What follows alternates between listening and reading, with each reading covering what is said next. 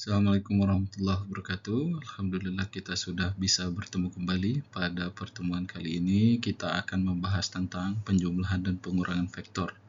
Jadi pada mata kuliah sebelumnya kita sudah mempelajari besaran dan satuan, ya, ada besaran pokok, besaran turunan. Nah, pada hari ini kita akan mempelajari tentang vektor.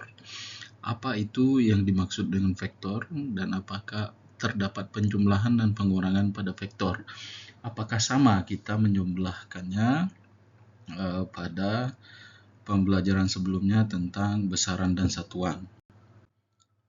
Sebelumnya saya berikan beberapa tujuan pembelajaran kita. Jadi kita targetkan untuk pertemuan kali ini itu semua siswa dapat mengidentifikasi bagian vektor. Nah, ini sangat penting ya. Jadi apa saja yang menjadi dari bagian vektor itu sendiri.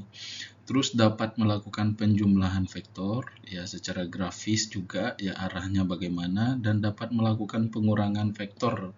Ya, ini juga tentunya kita mau melihat secara grafisnya seperti apa. Lalu di sini kita juga menargetkan dapat melakukan analisis kesalahan siswa ya, karena kita sebagai calon guru tentu sangat penting kita melihat apa saja kesalahan siswa dalam penjumlahan dan pengurangan vektor. Baik, kita mulai dengan apa yang dimaksud dengan besaran vektor. Ya, ini sangat penting, tentu kita mulai dengan pengertian ya. Jadi besaran vektor itu merupakan besaran yang ditentukan secara lengkap oleh suatu bilangan dengan satuan yang disesuaikan besarnya vektor ditambah dengan arah. Jadi kalau kemarin kita kalau besaran itu sama satuan itu cuma ada satuannya saja, ya tentu kalau dengan vektor harus ada arahnya. Nah, jadi penjumlahan dan pengurangan vektor harus juga memperhatikan arah dari vektor tersebut. Nah, ini bagian vektor ya, ini kita lihat, ini yang biru ini adalah vektor ya. Jadi vektor itu ada beberapa bagian. Yang pertama itu ada kepala ya. Jadi yang kedua itu ada ekor. Jadi kepalanya itu yang ada tanda panah runcing di sini ya. Nah, itu adalah kepala dari vektor. Terus vektor itu memiliki arah. Nah, kalau kita lihat arahnya itu sama dengan ini. Jadi arahnya itu ada direction. Ya.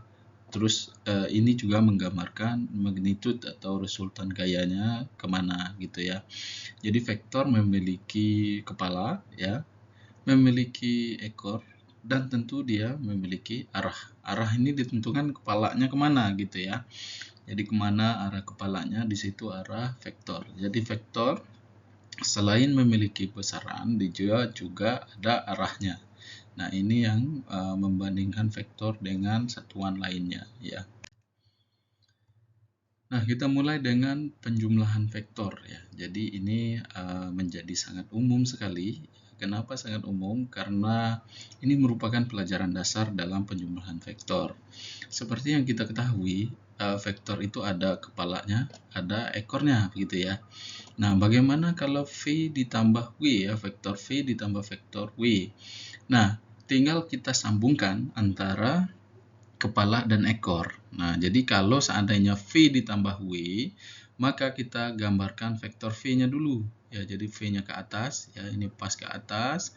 Setelah itu kita gambarkan vektor W. Nah, ini vektor W. Lalu, berapa penjumlahannya? Kita tarik dari ekor V di sini. Kita tarik, terus kepalanya bakal ketemu dengan kepala vektor W. Nah, jadi penjumlahannya V ditambah vektor V ditambah vektor W. Jadi ini resultannya ya, yang hijau. Nah, jadi begitu juga sebaliknya ya, kalau seandainya Anda membuat vektor V tambah vektor W itu sama dengan vektor W ditambah vektor V. Lihat, coba kita taruh vektor W-nya dulu ya di bawah, terus vektor V. Nah, hasilnya juga sama ya, sama dengan ini kan sama dua nih ya. Jadi mau W dulu mau V dulu tetap sama begitu ya. Nah, ini bisa kita lihat di sini ya. Mau Anda mengutamakan V tambah W atau W tambah V, itu besarnya sama, ya. Besarnya yang hijau ini resultannya. Jadi itu berlaku vektor W ditambah vektor V itu sama dengan vektor V ditambah vektor W. Nah, begitu juga dengan yang ini, ya, di bawah sini. Ini kita lihat vektor V ditambah W itu sama dengan ini, ya. Ini sudah sering kita bahas di matematika juga, ya. Nah, ini juga setelah penjumlahan tentu ada pengurangan. Nah, di pengurangan itu dia memiliki syarat, ya. Apa syaratnya? Sebenarnya vektor itu tidak ada pengurangan arah, kan beda, ya. Jadi ketika dia terjadi pengurangan, maka apa yang kita lakukan yaitu membalikkan arah. Nah, ya, membalikkan arah vektor, ya. Misalnya ini vektor B, ya. Arahnya ke atas. Nah, lalu kalau min B, arah vektornya jadinya ke bawah. Nah, kan begitu, ya. Jadi kepalanya ini yang perlu Anda perhatikan. Jadi kalau terjadi pengurangan, nah, yang mana yang menjadi minus itu yang diubah arahnya. Nah, misalnya, misal ini kita lanjutkan ke sini, gambar kedua. Itu ada vektor A dan vektor B. Ya, ini vektor B-nya ke bawah. Kalau minusnya berarti ke atas kepalanya. Nah, terus berapa vektor D? Jika kita lihat vektor A dikurang vektor B, maka kita mulai dengan vektor A, ya. Vektor A-nya ke atas, ya. Ini kita ambil dari sini. Nah, vektor B-nya awalnya dia ke bawah, terus dibalikkan ke atas. Ini, ya. Nah, jadi resultannya ditarik dari ekor A ke B. Ya, ini adalah pengurangan. Jadi terjadi pembalikan arah pada vektor yang minus, ya. Kalau ini kebetulan vektor minusnya adalah vektor B. Nah, di sini juga beberapa contoh, ya. Jadi beberapa contoh tentang pengurangan dan pengurangan vektor, ya. Ini di sini ada. Nah, awalnya vektor B ini kan ke atas, ya, ke atas. Nah, karena terjadi pengurangan di sini minus, maka vektor B-nya ke bawah, ya. Jadi hanya mengubah arah vektor minus, ya. Nah, ini juga berlaku begitu, ya. Ini kalau B yang minus, ya pindah saja B yang arahnya minus, gitu, ya. Ini juga sama, ya. Jadi kalau pengurangan itu yang minus itu yang dirubah arahnya. Nah, jadi begitu, ya. Jadi kalau penjumlahan itu kita melihat menyambung saja langsung dari kepala ke ekornya lagi. Kalau pengurangan itu menyambungkan antara ekor dan kepala, terus yang minus itu dibalik arahnya, ya. Nah, ini perlu kita analisis beberapa kesalahan tentang penjumlahan dan pengurangan vektor, ya. Penjumlahan vektor. Jadi banyak sekali yang menganggap bahwa penjumlahan vektor itu sama dengan skalar. Nah, tinggal jumlah saja, gitu, ya. Tapi tanpa melihatkan bagaimana arah dari vektor tersebut, ya. Jadi ini sangat penting dikuasai bahwa untuk penjumlahan vektor dan pengurangan itu harus menggambarkan arah, tidak seperti skalar, ya. Ini coba kita analisis, kita analisis bersama. Ini adalah beberapa kesalahan siswa dalam menjawab arah vektor, ya. Coba ini kita kerjakan sama-sama. Misalnya di sini ada gambarnya, ya. Ini itu dua vektor. Nah, terus ini artinya dari yang bahasa Inggris itu, ya. Berapa besar vektor C? Berapa vektor C adalah vektor A ditambah vektor B. Nah, itu tinggal ini, karena ini vektor A, ini vektor B, ya. Jadi tinggal kita pindah saja ini ke sini, ya, begitu, ya. Nah, ini menjadi vektor B. Nah, mana arahnya? Arahnya tinggal kita tarik dari ekor ke kepala, ya. Jadi ini vektor B, vektor A tambah vektor B, ini jadinya vektor C, gitu, ya. Nah, di mana vektor D? Vektor D itu diminta ini, ya, pengurangan vektor A dikurang vektor B. Nah, karena vektor B ini yang minus, maka kita balik, ya. Nah, ini misalnya kita balik nih. vektor B-nya kita balik. Arahnya tentu ke sini. Nah, ini nggak muat ya. Nah, arahnya ke sini ya. Ini adalah vektor B. Nah, kalau titiknya di sini, kalau ini B-nya B plus gitu ya, vektor B ini plus. Nah, kalau minus itu vektor B-nya dirubah arahnya ya. Kalau dia minus. Nah, ini ada vektor di atas. Nah, resultannya juga berbeda ya. Kita nariknya dari sini terus ke sini. Ini adalah vektor D.